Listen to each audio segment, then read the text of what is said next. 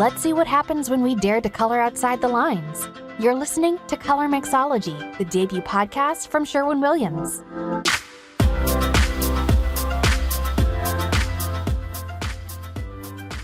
Hello, and welcome to Colormixology by Sherwin-Williams, the podcast where we connect with the creative people who are shaping the design and color landscape. I'm your host, Sue Wadden. Last month, we had two experts in AI for design on the show, Jenna Gajdusek of AI for Interiors and Brandon Dorsey, the technology director at Vocon Architecture and Design. We went deep into the topic of embracing new technologies and letting creativity be fuel for your strongest AI-generated designs. If you're curious about using AI in your interior design work, definitely check it out. But today I'm super excited because we're going to get into a different type of design science, and we'll hear from one designer who specializes in understanding how color impacts us psychologically, and another who specializes in creating commercial spaces where everyone can thrive. Our first guest is world-leading behavioral design consultant, Karin Huller. Thanks so much for joining us, Karin. Oh, thank you for having me. Karin, we're so excited to have you here. This is a real rare opportunity to talk with somebody that has so much information on this topic. So we're going to just jump in. I would love for you to tell our audience what behavioral design consulting is. Just to break it down in a nutshell, behavioral design uses color and design psychology to improve well-being, support positive mental health, and really the whole thing is about influencing positive behaviors. So what I'm really interested in is in creating real measurable change. And so my work goes beyond the aesthetical, beyond something that is quite surface level. And I really want to investigate and go deep into human and social conditions and what influences us. And then I turn all of that into what it is about the human experience in balance with nature that I can create that will create this positive change. Because if there's something we need in the world, right, we need our environments to nurture and nourish and support us in whatever area that is, whether that's residential, whether that's commercial, brands, products, whatever that is. Color is so powerful that I'm very much about looking at how we can do this from a behavioral level. So how do you do this? How do you employ this behavioral psychology to what you do for design? Tell us everything. So when I work with businesses and I work with, and design professionals, because quite often I get brought in to troubleshoot. So they might have put a design scheme together or done something and maybe something's not working or the client's not happy or something doesn't feel right. And quite often I get brought in to have a look why. And so I have a process that I work through. So through all of my investigations, through all of my, through many years, like nearly 20 years in doing this, is that I look for patterns of behavior. I look at the way that we work, the way that we respond, and very much, again, still in balance with nature. Because color psychology, I know it's got a bit of a bad rap, and there's a lot of people calling themselves color psychologists. And so if you just put all that to one side, if you really are looking at creating change, we're looking at creating change from the behavioral level. So that's where I always start. I always look at what are the behaviors that we want to see in the space. So it's, the context, what the intent is and what the outcome it is that you want. And when we're looking at, that's, what I'm saying now is very, very high level. It's much deeper than that. Yeah. So, I'm going to ask you, so dig into a specific example. What would be a way behavioral color science can help change a behavior in an interior? So I'll give something that is really a very, very common one and just something that everyone will get straight away. So fast food restaurants don't just use red for the sake of using red. And it's got nothing to do with stimulating the appetite. That's a myth that red stimulates the appetite. What they want you to do is and because their market is children. So they want children to get excited. And there's the whole pest to power. So they want the kids to get excited. But because it's fast food, they don't want people to sit and linger. They want people to get in there, eat quickly, and go, because that's their business model is this quick turnover. And what red is doing, red is helping to support the behavior that they want to see in their customers. So you wouldn't then go and use light red which is a soft pink, because that would do the exact opposite. So red physically stimulates, and it physically is a call to action. It physically gets us moving and motivated. So we're in, we eat, we're out. Pink is physically soothing, like a soft pink. So that would be more, we would get in there and we would just physically relax. And they don't want that because they want people out. So they wouldn't use that as a color. No, because that's not their business model, because it doesn't match what they want to do. So that's just I just give that as an example because it's something that everyone understands. I'm sure virtually everyone has been to McDonald's sometime in their life. I know I did as a kid, and I was jumping around, because I was just so excited because I was there. But it was, quick in and out. So, that's just an example. Is there a physiological response that you could talk about that sort of would educate the listeners on what that means? Like, again, that stimulus, that red stimulus when it comes in. Could you speak to that a little bit? I think that would be interesting. So what color does is when we take in color, and we take in color through our eyes, and again, this is going to be really just a very quick snapshot. But what we're doing is it's coming in through to the hypothalamus. And this is the same with all colors. All colors, we have an emotional reaction and emotional response. And there are positive and adverse reactions or traits that we get from every color. It just depends on what the context is and whether we're feeling the adverse or the positive. So when it comes in through our eyes, it goes to the part of the brain, which is the hypothalamus, and that governs our, like all our emotions, our metabolism, our stress, our appetite, our sexual reproductions, everything. And so what we are having is when we see red, and because of the wavelengths of red and the way that it does hit our eye and the response that we have to it, what the science and what the theory suggests is that it impacts us on a physical level. So red is therefore stimulating because it's so highly saturated, and highly saturated colors stimulate. And then a soft pink soothes because softer colors are more soothing for us. So we are physically soothed with soft pink, and we are, can't think of the word I was going to say then. And so we are stimulated from red because of the saturation of the color. Like I've read before that your blood pressure elevates a little bit if you're, surrounded by red. So it's like our pulse, the pulse rate. And so that's because that's the excitement. So we can be heightened from fear, because if we see red, we see blood, we can go into a panic. So we can go into overwhelm. So that's the adverse side. But then it could also be that we're excited. And so that heightened state can be excitement, or it could be panic and overwhelm. It depends on what the context is and what's happening as to which one you're going to feel. So I think it's important to talk about then how color can positively affect our sense of well-being then. So if you can get heightened excitement with a color that's stimulating like red, talk a little bit about the other side of the equation, which is like colors for well-being, and what's been your experience there? Yeah, so again, it's all to do with behaviors, because a lot of people think well-being means that we all pick really soft colors. And so we're almost anesthetized, like it's virtually turning our emotions off. So, beiges and whites and light grays, they think, oh, this is calming. But what it can often do is it can have almost the same detrimental effect by switching our emotions off to the same extent of switching them on too much.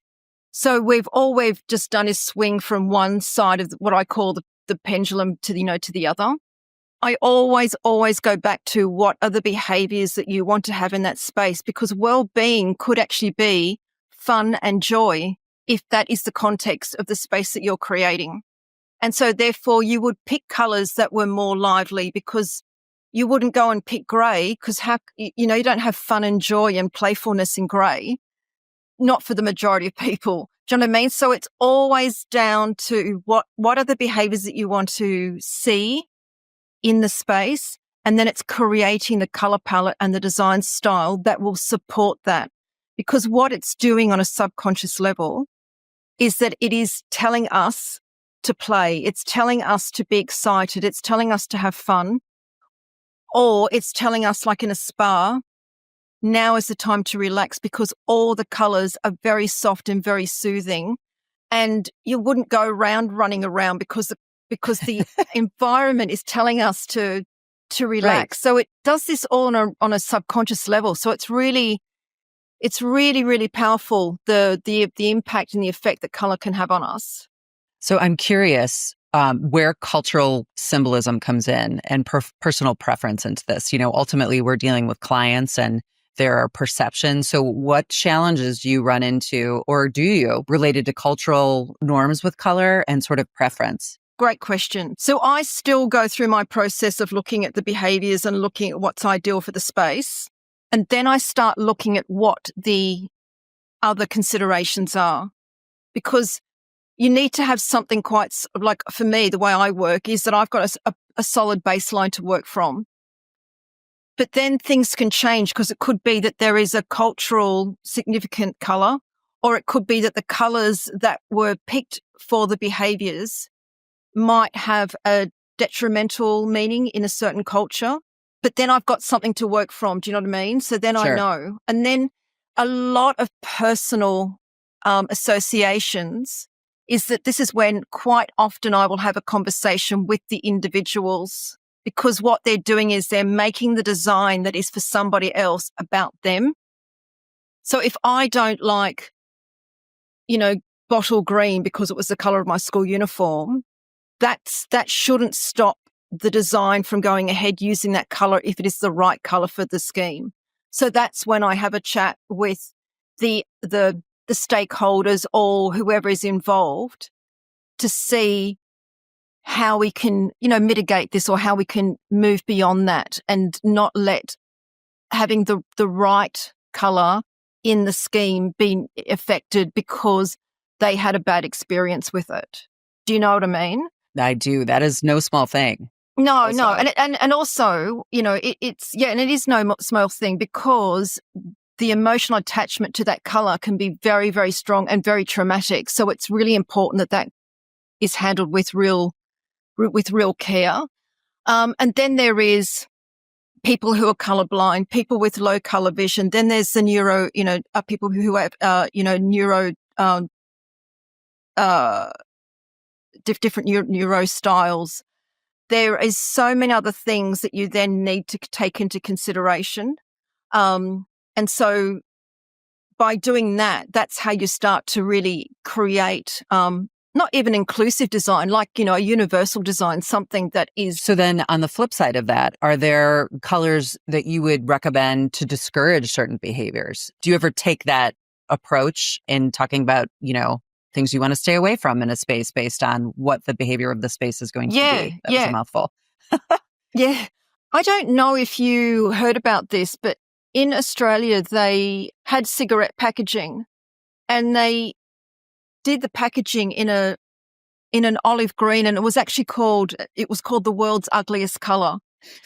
And they deemed this particular kind of sludgy olivey green for cigarette packets. So when someone got the packet, they would have association straight away with this green, with it being kind of really sludgy and sort of decaying, which even when I say it just sounds awful. In the context of cigarettes, the whole idea was that they took the branding off and they put this green on. And the idea was that to try to deter you. And I think they might have introduced, I don't know if over here in England, if they just introduced the white plain packaging so that it wasn't distinguishable, and hoping that that no one could recognize what brand, so people weren't walking around going, oh, I've got this brand. They were trying to get people to stop. Sort of make it a generic, unbranded. Yeah. That's interesting. Yes, but color is used all of the time. When things are on sale and we go into a shop and you see the red sale sign, that's to influence us to get excited and to buy on impulse. Even if we had no intention of buying, we see the sale sign, oh my God, I've got to have it. don't even, and all the logic has gone out the window at that point. At that point, you are so emotionally involved because the color is exciting, to go and get this bargain. And then normally you get home, you go, why did I even buy that? I didn't even need it. So yeah, color. They always say that color sells, right? It Color has sells. an absolute impact on buying behavior. So let's talk a second about trends. I live in a world where color trends are constantly in the conversation that we put out into the world because we do see things shift and change.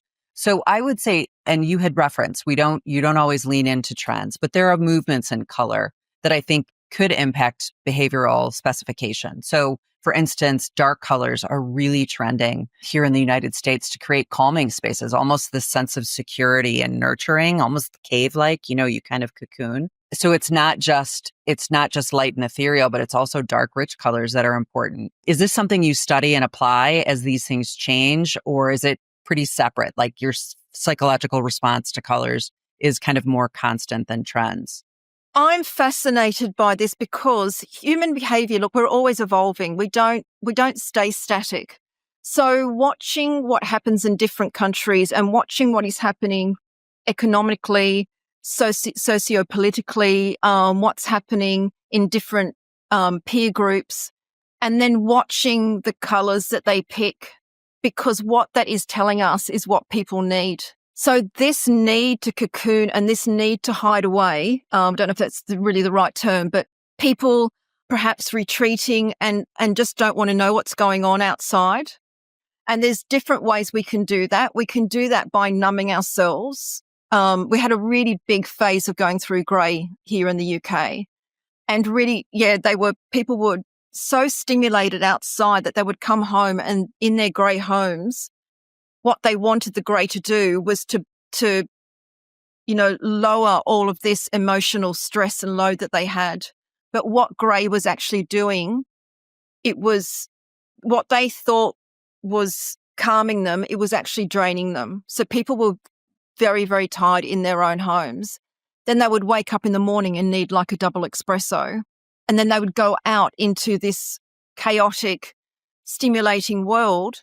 And so their emotions were low and then high. Do you know what I mean? So that's not healthy. So what I do is I look to see what it is that they're needing and what colours would support them in a better way, in a more healthier way, that wasn't this such a seismic shift in emotions, because that does not bode well for well-being or for you. You can't thrive in an environment like that. I 100% agree. In fact, I can show an example. So I'm recording here in my dining room, and over our winter break, I painted it black. It's definitely a color that has been trending here in the United States, and I love the look. But you know what? I'm going to be repainting soon because simply the contrast is too high. I call it high lows, and it's too much contrast ratio for the small space that it's in. So I'm going to take it back to a softer, creamier neutral because I want it to be sort of a more harmonious environment. So it's great, as experienced as I've been, and I've been doing this a long time, I wanted to try this. It didn't work. So, now I have the flexibility to go try something else, but it's fascinating. It's fascinating. But it did work because now you can feel that and now you can see, my gosh, look at the effect that this color is having on me. It might be on trend, but it's not right for me. Exactly. And then instinctively, you just know something's not right. And so just because it is on trend or fashion, or because, a lot of people over here in the UK, the neighbours have got it. So it must be a good colour if they've got it. Do you know what I mean? Like keeping up with the Joneses. But really, it's about us really reconnecting back within and going, what is right for me? Because my home needs to nurture me and needs to support me. Yes, absolutely. Well, I feel like we could go on and on about this topic because there's so much here.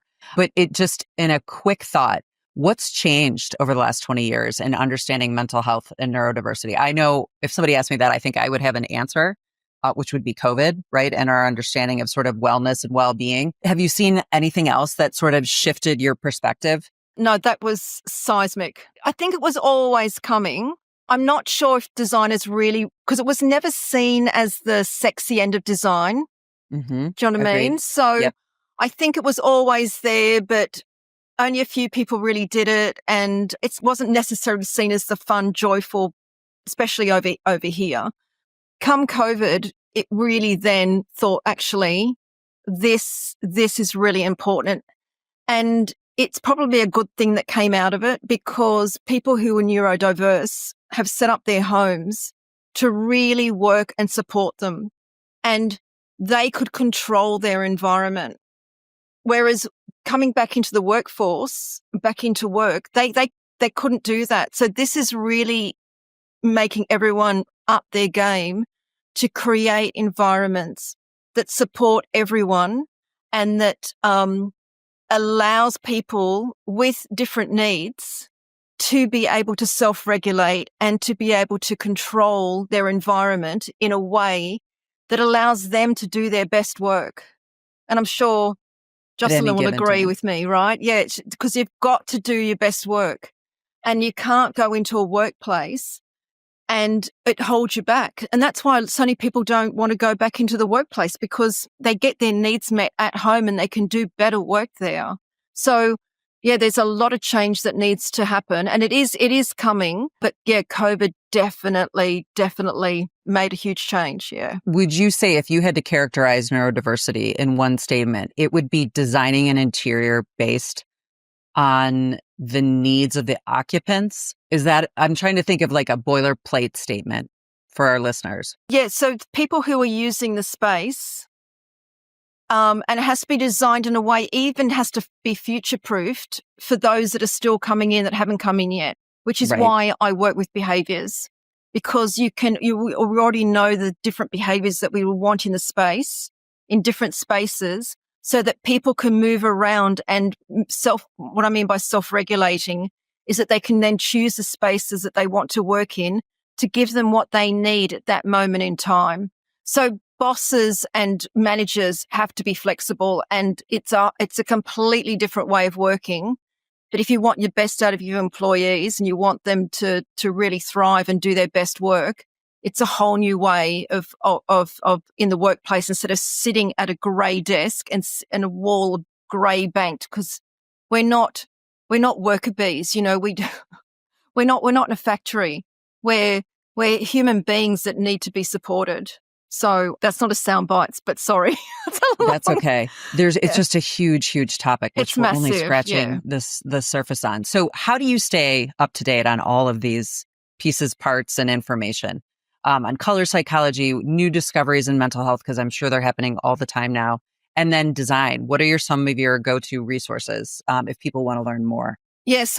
So I listen to lots of talks. I read lots of books. I read lots of journals, magazines. But I also look at in different industries. So what's happening in the food industry, what's happening in, lots of other industries. And because I've got quite a good solid baseline of color and design psychology, I look to see what I can map over. I go, if that is working in that environment and that's working in that industry, how can I bring that over, and how does it map across into behavioral design? And then I come up with new theories, new hypotheses. I then put them into my frameworks. I test them, because you have to constantly test and measure to see how things are going. Okay. How do you test and measure? 2 seconds. How do I test and measure? Yes. 2 seconds? Well, in 2 seconds, you look at what the behaviors were before. You look at what the change is and what you want to create as a change, and then you measure at the end. It's far more complex than that, but it's that. The result. Wow, that's amazing. Well, okay. So you have some resources that you could share that you've created, and I'm sure our listeners would love to check those out. So do you want to talk about that a little bit? Yes, thank you. On Instagram, I'm Karen_Huller_color. And then I have a website that's karenhuller.com. And there is a free resource there, which is an ebook all about color that people can download. And then I've got a little mini course on a special offer after that. And then one thing I haven't said is that I'm the author of the Little Book of Color. So this book, but what they can do is and this is a book for the everyday color lover, but what people can do is they can go to the littlebookofcolor.com website, and the first chapter, they can download that for free. Wonderful. To see if they resonate with it. If they want to know more, I love that.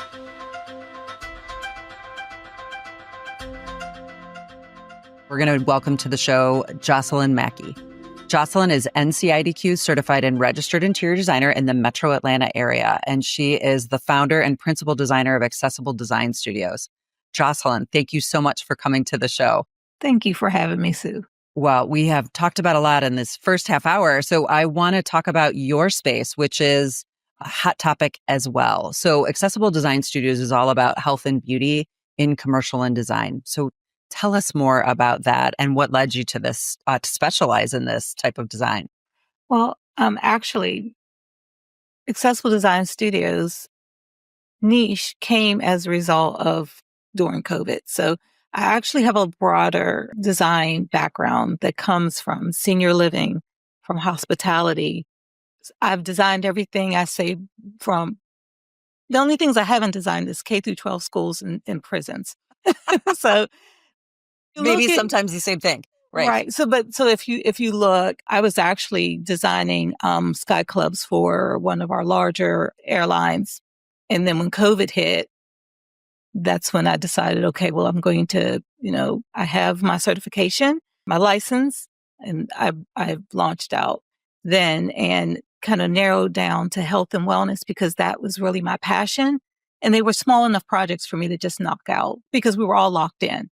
So until I could grow my team, get my storefront coming from a more corporate architectural background. So that's what you would see. But actually, my love and passion falls in everything Karen has said. So I didn't know if I could refer back to a lot of things that were in her segment of when she was speaking. Yeah, and that's why we wanted to sort of bring you guys together to talk about the behavioral side, but then the application side as well. So talk a little bit about how health and beauty has changed. Talk about it since COVID, right? We all experienced this global experience. And then what have you seen that's really changed the nature of design in that space? So as far as health and beauty is concerned, more people have amplified the need for health, for self-care. So if we want to talk about that a bit, it's gone from where we were hustling and bustling and everything was about outside of ourselves, growing other people's interests to turning into now we're locked in. COVID has hit, mental health issues have risen. And now how do we nurture ourselves? So then from that point, there's been an increase in spas and med spas and all of those things in the United States and people turning to better ways to take care of themselves. And so the need for our focus to switch to, more health and wellness industry is where we fell, and that happened during COVID. I think that's an interesting distinction. I would say 15 years ago, there was a spa. That's where you went for a facial or, whatever the thing that you love to do. And that was once or twice a year. But now do you see many more? I don't want to, I want you to tell the audience this. I don't want it to come from me, but like what other applications are you seeing that are new? I don't know, micro spas. What are we calling these? It's very specialized. So, like grab and go facials. You can quickly go get, obviously your nails done. That's a thing. You can go to infrared sauna spas. You can go to cold plunge spas. Like it's awesome. The amount of well-being enterprises that are going on. So talk about a little bit of the design aesthetic that's in the spa space now, in that space, not just spa space. Well, it's all about what the owner wants to see. So everything that I do is what kind of reaction and feeling do you want your client to get when they walk in the door? Is it that you want it to be moody? Or is it that you want them to feel uplifted? What it always goes to, what is their brand? Who is their clients? What is their target market? And when they walk into their space, how are they able to connect with that brand? And a lot of that is done through a feeling. So if we can go back to the neurology of the situation is how the textures, the colors, the lighting, it all goes back to how do you want this client to feel when they walk into your space. So some of our spas are dark. They're dark, they're moody, They walk in and it's cavernous. It's because that's what the brand is, and that's who their clients are. And then some of them are very light and bright, which you would consider your typical spa, sandy, beige, bright, your typical spa experience. And it runs the gamut, but it always goes back to my first conversation with my client is what is the feeling? And then how can I use color and textures and lighting to and all the science that goes behind that to drive that feeling, so that when their client walks in the door, the first thing they get is that feeling. And because it's all a feeling that they're selling. So even though they have all the same services, it all goes back to what do you want your client to feel? And how they differentiate from the sort of, yes, the mass that's out there. I get that. So we've talked a lot about commercial applications, but I would pose the question to both of you. What are some ways that homeowners could apply the principles that you employ and have talked about? And I guess we'll start with Joscelin. Well, like Sue, I've also written a book. So you will this is me. And my focus is designing for the senses. So it's all about neuroscience. Oh, wonderful. This is my passion, and this is what I drive into my spaces. I would echo everything she said, as well as going into the neurodivergent. So along with that, I have a client that we're working with now who does autistic services, autistic clinic. And it goes back to, that red versus the paler shades of red, and which one is more appropriate for their client. And as she said, our homes, we can dial that in and make that make sense at home. And so sometimes it's just, how do I communicate to my commercial clients that we do need to design for the senses? We need to design in a universal way. And we can't just narrow into who we think we should be, but we have to be a platform for a multitude of people with different needs. And so in the home, we can say, what is our need at home?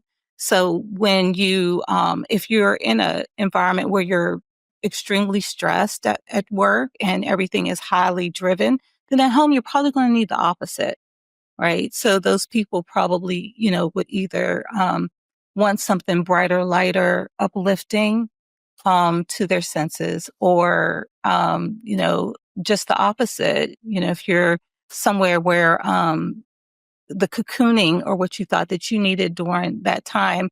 So maybe is that what you need? So it's more about talking about what is your lifestyle outside of that house, so that when you come home, you can be nurtured. And how does color and texture and lighting affect you? And how can we support you at home so that you can, gird yourself in a way that you're ready to go back out that door and deal with all those things that may be triggering. And in a neuro diverse means really triggering to those people. And then be home and be nurtured with what is it that you need at home. So I think we all understand the calming, we want to come as our home is sanctuary. We want to create a space that, we feel good in, and we are renewed and energized when we come home after a long day. How do people add high energy into a space? Maybe for your kitchen, you entertain a lot. You want to take it up a notch in some spaces. Do you, can you guys offer any insights for homeowners on ways to elevate? Because we are so centered on well-being. Like, how do you amplify at home? Absolutely. So at home, I would say nurturing, but nurturing is not the same for everyone.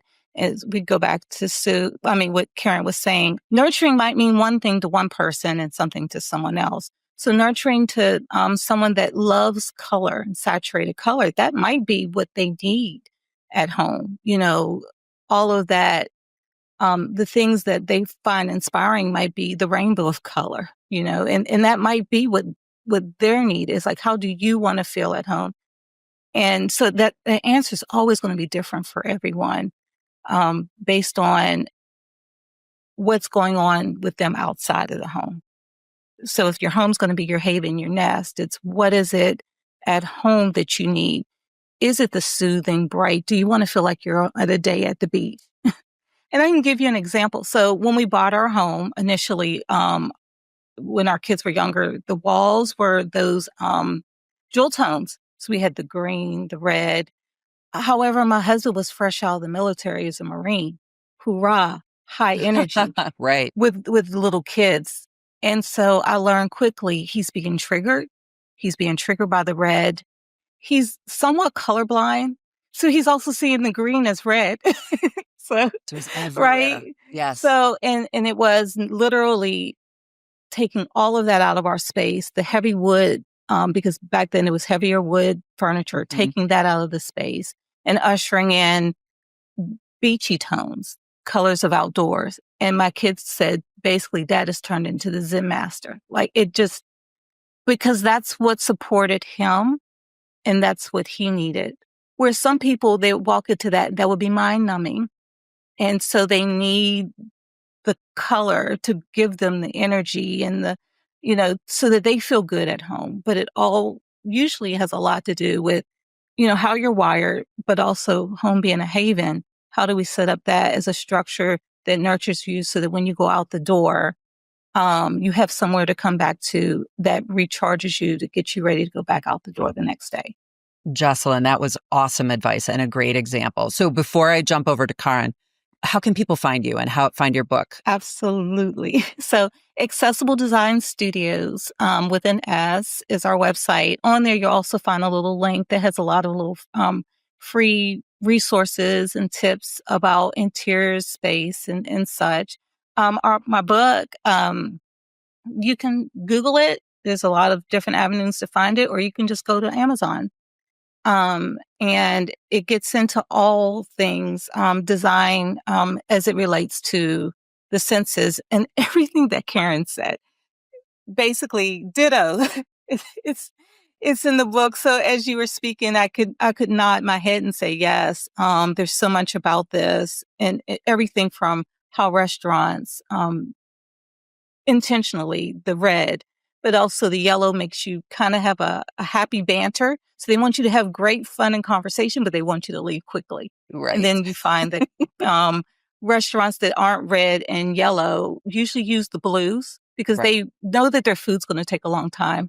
And so they want you to linger, but feel relaxed while you're doing it. So I just appreciated everything she said. And it's so in my book. This is, yes, you guys are very, very well paired guests. I will definitely say that. And we'll put all the resources that we've talked about in the show notes. So people obviously are interested. They can find, that sort of resource. But Karen, can you help a homeowner through this process as well? Your take on how to bring this sort of behavioral science to their space? Yeah, so pretty much what Joscelin said. I mean, it was, I was nodding as well because we are all different.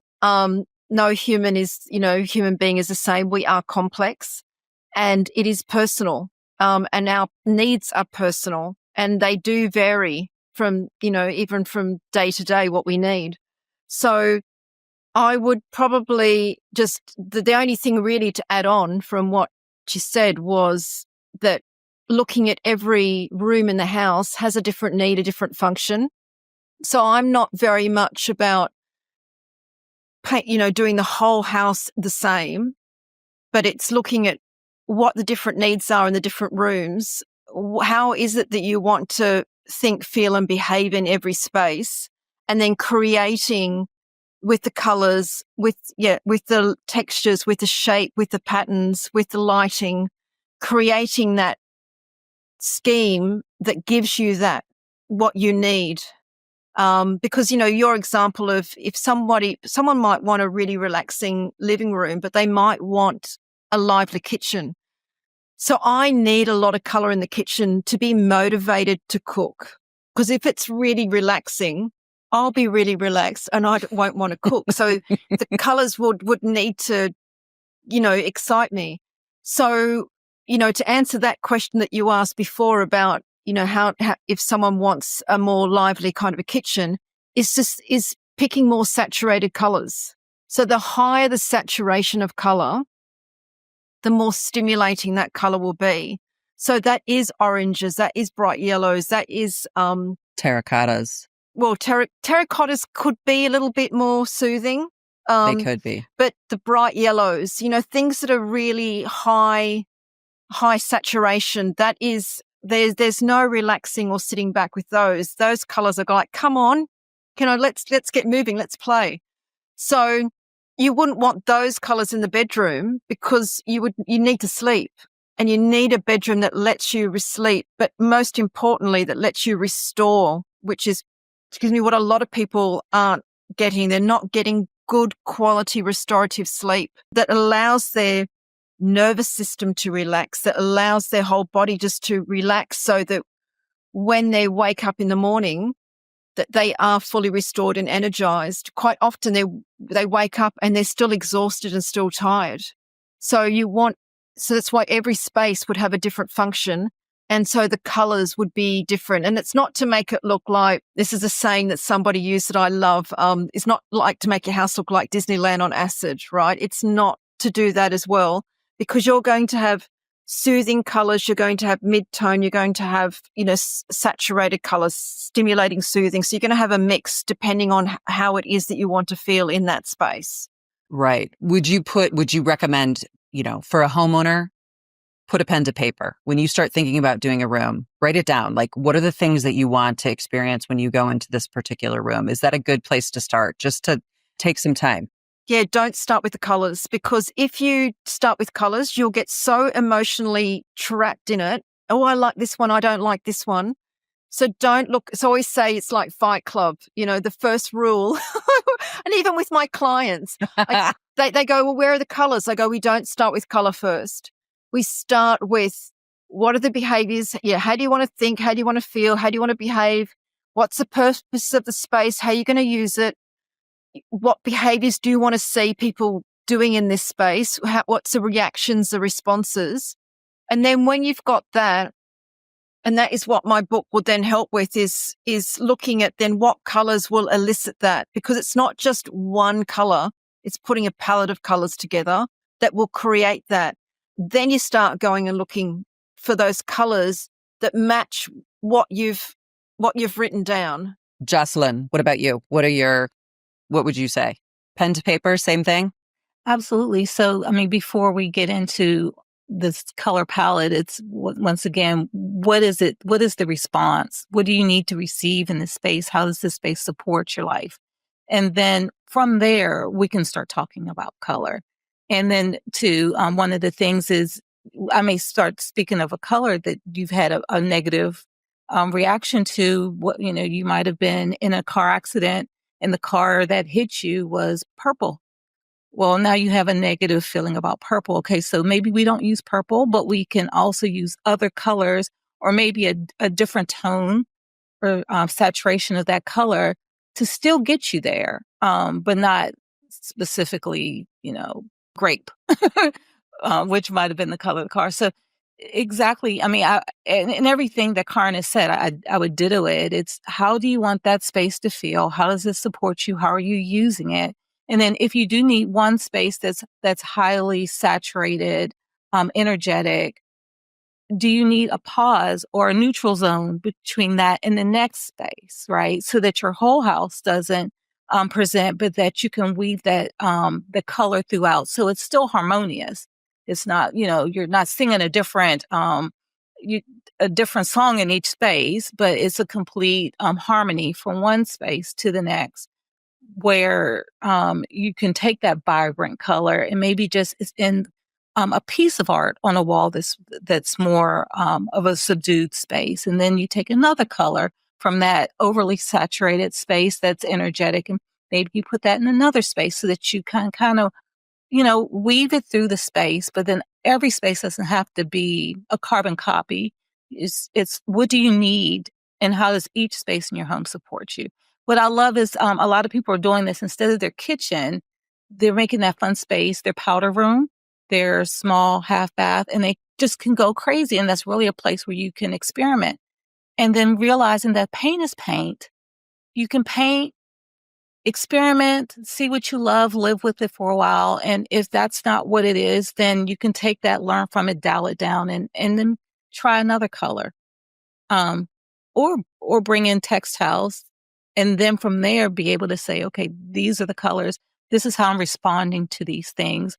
Figuring out why. A lot of people don't even know why they like what they like, especially if it's in their home. They don't know necessarily what it is. But if you like something, you see it outside, bring it in, live with it for a while, and then maybe you can start identifying what it is about that you like, and then use that as a stepping off point for that space. Build from there. Well, we are just at time. You guys have been an excellent guests. I so appreciate all the insights. Again, people can read your books, right? If we've confused them even more about how to select color, there are great resources here, and we just appreciate the conversation. And thank you guys both so much for joining Colormixology. Oh, thank you for having me. Thank you. Thank you. Thank you for having me.